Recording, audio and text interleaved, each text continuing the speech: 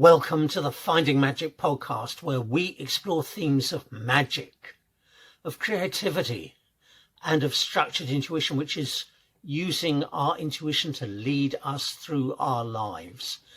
And these themes are raised in my book, Getting into the Flow. And so the podcast aims to deepen our understanding and expand it. But it's not just all about me. We can also learn from my fantastic, amazing, and wonderful guests who share their stories of magic, and so help us shift our view of reality away from it being seemingly random, which was what we were brought up to believe, and into seeing how the magic is woven in, to sensing it, and ultimately to creating it. Now, when we do that, we can start to live our lives from our highest potential. We can become all we can be. And we can live lives that are powerful and on purpose from a place of joy and inspiration. Hi, I'm Vincent, your host. Let's get into it. Welcome to this episode, I.2, the second of my interviews. And today I'm interviewing Martin Worth and inviting him to share a story of magic showing up in his life. Now, Martin is a heart-based intuitive healing practitioner, and he mostly uses dreamtime healing, mixed modalities. And dreamtime healing acknowledges that we're spiritual beings living in an earthly reality, and using wisdom from the Earth's indigenous peoples who work in harmony with the Earth and all life, and acknowledge spirit within all living things. And through this understanding, Martin can help heal the body, mind, and spirit. So, Martin, over to you. Tell me about your story, starting with the background. Yeah, cheers, Vincent. It's good to be here. Yeah, magic. Yeah, something that I used to find happening throughout my life, but wasn't until I started to really study into what magic was through the intuitive training that we've done, that I really realized that we are truly creators, and that we can actually mold energy, use energy to create magic within our lives. And that's the way I like to define magic, as being the ability to channel energy to produce an end result. And I guess, I tried to think of specific stories to talk about today. And there's a few. There are kind of like so many. And I guess, when I first started in this work, it was like, oh, goody, that happened. Oh, this happened, that happened. And I think what happens is you get a little bit used to it. And I don't mean that in a negative sense. I mean, magic does happen all the time when you're open to it. You reminded me the other day of a particular instance, which I will relate as one story of magic, where I had to get in touch with the ranger out at one of the national parks as an outdoor recreation instructor, which I just recently stopped doing a couple of years ago. I used to take groups out to a remote location in Queensland, central Queensland, and I needed to get permission from the ranger as to where I could camp, because I didn't want to camp in the regular campsites. This place has only 2 regular campsites. They tend to fill up with people.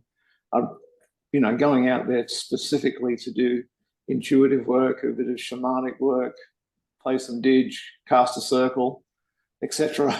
And I really didn't want to be sitting in a campsite with a load of people playing Guns N' Roses or something,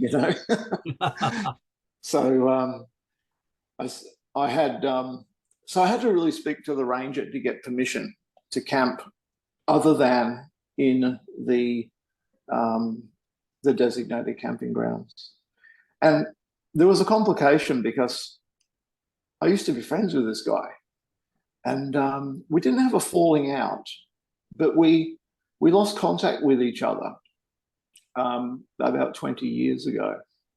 He went home to South Australia, and since he'd been back, it had been kind of really hard to get in contact with him.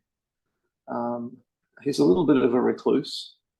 You've got to be when you're a person who works alone for 10 days at a remote ranger station, goes home for 4 days and comes back and does another 10 days solo. So I guess he's pretty used to his own company. And as I say, I didn't have a falling out with him, but I had a funny feeling that it was kind of hard to get back in touch with him. So not only did I have to speak to the ranger, which would, under ordinary circumstances, be okay, but I also had to talk to a ranger that I had been really, really good friends with. You know, we'd heard the bells at midnight together, kind of friendship. You know, we were really close for a while, and we drifted apart. So I had two things. One, talk to the ranger. Two, he's an old friend of mine that I haven't reunited with. So I was filled with a little bit of trepidation on that because I wasn't quite sure how it was going to go. But you know, we did what we call a circle on that, and you were part of that process, and we stepped into the energy of the end result that I wanted to create for that meeting, and that was that there was two particular campsites that I was interested in. And so after stepping into the end result, deciding what it was that I wanted as the outcome, which was to have a remote site to use with the permission of the ranger, I then picked up the phone with that in mind and made the call. And this guy was so pleased to hear from me that it was absolutely marvelous. And, you know, okay, so far coincidental, right? But what happened was I had a particular campsite in mind that I'd visualized because I'd been out there a couple of months previously on kind of like a reconnaissance trip, under the radar kind of thing, you know. And I'd found this campsite and I thought, this is the perfect spot. And so my ranger friend, when I rang him up, was really pleased to hear from me. I told him what I wanted. He says, yeah, mental health's really important. That's what he calls the stuff that I do, mental health. And that's fair enough. He says, the best spot to do this would be la da da. And guess what? That was exactly the campsite that I had in mind when I did the visioning for my end result. So it just shows you how powerful it is. He then invited me out, and I spent 2 days out there with him, roaming around, looking at different sites, and yeah, it was brilliant. I can't say that we've rekindled our friendship that much, but we are now in touch, and we do talk, and it's lovely to be back in touch with him. So there's one story. Yeah. So yeah, well, when you put down the phone to him that time, how are you feeling at that point? Really great, you know, because I'd sort of hit all the buttons. You know, I really did want to reconnect with this friend. Yeah. And I really did want to get a remote campsite, not in the normal, you know, designated camping areas. And if you know anything about national parks, they're all about designated camping areas. Yeah. But in this case, him being the head ranger in that area, Yeah, he had the authority to say, no, you can use this spot. That's okay. right. It's off the road. No one's going to know you're there. Yeah. Yeah. Make sure you tidy up after yourself, you know. Yeah. It was a great feeling. A feeling of I was going to say completion. And I think the reason completion comes to mind is because that magic, that energy of the end result had been achieved. And so it was a moment of completion. It was very satisfying. And yeah, led to several really excellent trips out to that spot. Yeah. So fun. That's worth knowing. That it led to several trips. I'm going to make a note of that. Yeah, it did. Yeah. So when magic happens, there's always this kind of ongoing consequences and more things that happen, spin-offs that happen as a result of that. Yeah, Definitely. often. Yeah. So would you say there are any lessons that you learned from this incident? Yeah, probably to get ego out of the way. I really was just chunking a lot of assumptions and beliefs in there that were, in some ways, when I lost contact with this friend of mine, and I say we're close, we were, because I used to go out to this spot when he was the ranger on site, and I'd spend a week, 10 days there with him on shift, and we'd go and build tracks. We'd go and do the ranger thing that I did it as a volunteer, and yeah, so yeah, we spent a lot of time together. Sorry, I got off track there. Bring me back on track. What was the question? We were talking about lessons you might have learned. Oh, yes. So the fact that I had lost contact with him, in the back of my head, I was kind of wondering, gee, did I do something? Did I offend him? Was I not a good enough friend? Was I not there when he might have needed me? Because he did go through some difficult times around the time that he went back to South Australia. And so I was doubting myself and thinking that I may have been somehow an instrument in the demise of that relationship. But as it appears, if I was, it was long ago, water under the bridge. And so, yeah, I think the important thing is when you're wanting to create magic, what you put into the spell, I'll call it a spell, that seems to be an apt word, what you put into your intent, the spell that you create with your magic, what you put in with your ego, which includes your motivation for doing it.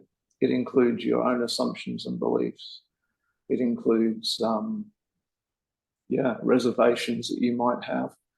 If you put those in when you mix up the pot of magic, well, you're going to have those laced through the outcome. Yeah. And so I think for me, that was a reasonably early intended magic for me. And what I have learned as a result of that is that when I do want to create an intent and I do want to create magic around something, that I need to be very clear in allowing, I would call spirit, people call the universe, interconnectedness of all things, superconscious, insert word here, that it's so important to be coming from the vision, from superconscious, and not from your own assumptions and beliefs around it, because you'll build limitations in. We don't know sometimes how the end result is going to be created. But I do know that if I set the intent for that end result with pure intent and energy of what I want to create, then I always create what I want. Yeah. I think I'd add to that the importance of stilling the mind and coming into a place of emptiness and where the mind is very quieted, so that all those beliefs and assumptions that are usually there during the waking day are all kind of turned right down. Yeah. Absolutely. Yeah. And the outcome of your intent is going to be proportional to how well you've mastered those abilities, I guess. Great. And they're not hard to master. No. There are techniques that you and I have spoken about over the last maybe 3 years now that we've known each other, which is pretty cool. Yeah. And kept in touch. The techniques are very, very simple. And I'm sure that you're part of what you're doing is going to show people how to access those techniques in themselves. And no one listening to this podcast should say, no, that's not for me. Yeah. Because the thing is, we are always creating. What what is in front of you in your life, you've created it. But most of the time we create from our sense of limitation.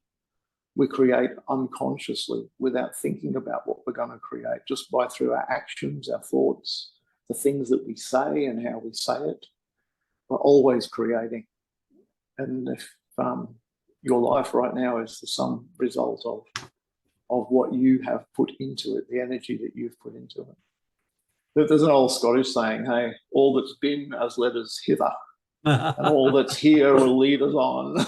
And it's so true. All that's been has led us hither. Yeah, yeah.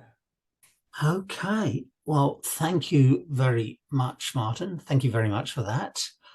If people want to stay in contact with you and see what you're doing, perhaps get a healing session, perhaps particularly if they're in Queensland, joining one of your occasional men's groups events that you run, how can they stay in contact with you?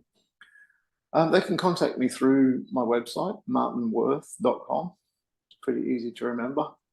Also, I'm on YouTube, Martin Worth on YouTube. You'll notice me with a red headband, which I have on my YouTube photo. And you'll also find my podcast as well. It's called The Mystic Fool. And it's called The Mystic Fool because you don't know what you don't know. And the podcast is full of nice little spiritual tidbits and interesting things that you can inspire your thinking. So, yeah, awesome. Yeah, I'll certainly vouch for your podcast and everything that Martin has said about his links, and everything like that. If you go to my website, vincentgmailing.com, you will see at the top a podcast button, and it'll take you to links where you can access the full list of podcasts.